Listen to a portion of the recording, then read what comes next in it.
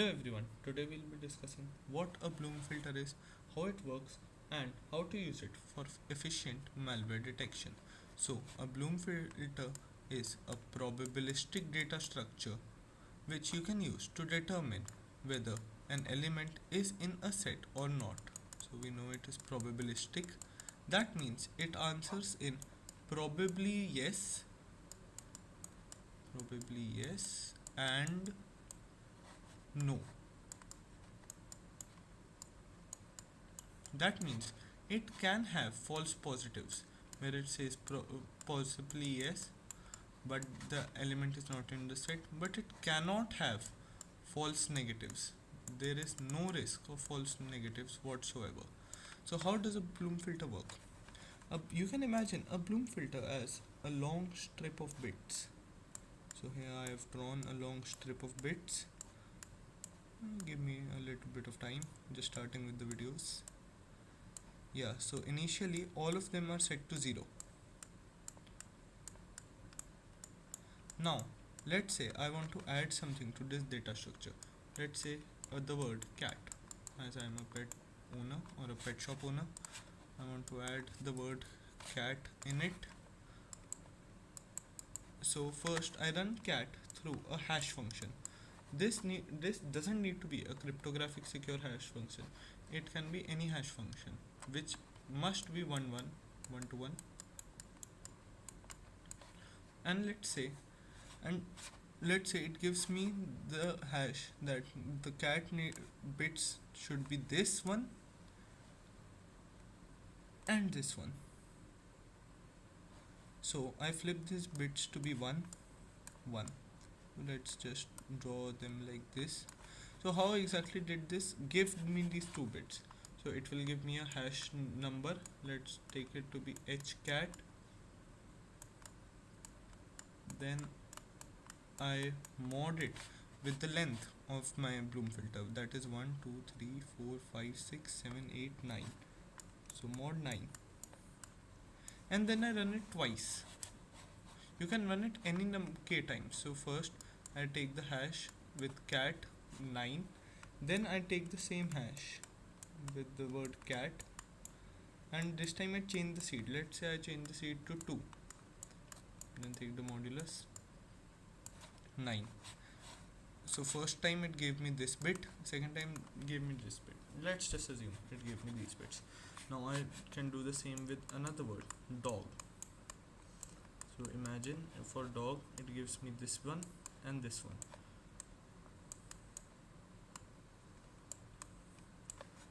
Now if I want to check whether my word is in the Bloom filter or not, let's say I want to check, do I have a dog or not?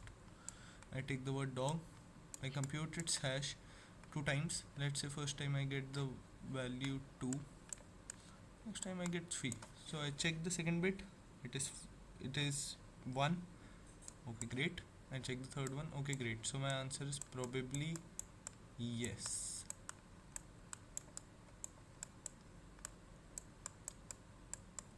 So here my answer is probably yes. Now you can use this with n number of hash functions.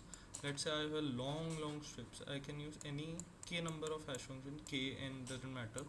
Any natural number of hash functions, and this can be of any length. The only trade-off being the space it takes and the accuracy. So that's your trade-off.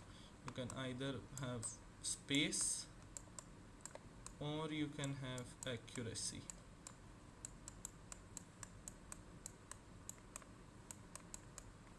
Next, how does it give a false positive?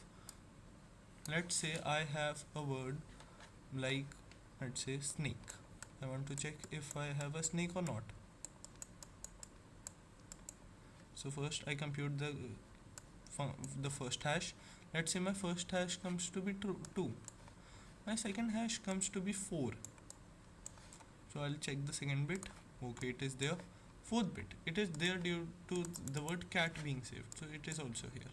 So this is a false positive. Snake was not in our Bloom filter, and yet it shows a positive that yes, snake was in our filter. So this is a false positive. Now how do we apply this approach to efficient malware detection. So the malware detection type we'll be using here is signature based detection. Let's assume you have a large database, a very large database of SHA-256 hashes of the files of the malware, which you are known malicious files. You have a lot of them, and you have a lot of files. So these can be your files which you have to check. Now let's say you have m number of files, m number of hashes, and n number of files. You will have to check each and every one. So it will take around n into m operations to check each and every one, and this is quite inefficient. So to make this better, you can convert these SHA-256 hashes. You can take these SHA-256 hashes into a Bloom filter. Now you get a Bloom filter. This can be anything. Now for each file, let's say I take a file, I calculate its SHA-256 hash, then I calculate its Bloom filter bits. Let's say here also I have 2, so imagine I get the second and the fourth one. So for the second one, I'll check the second bit and then the fourth one.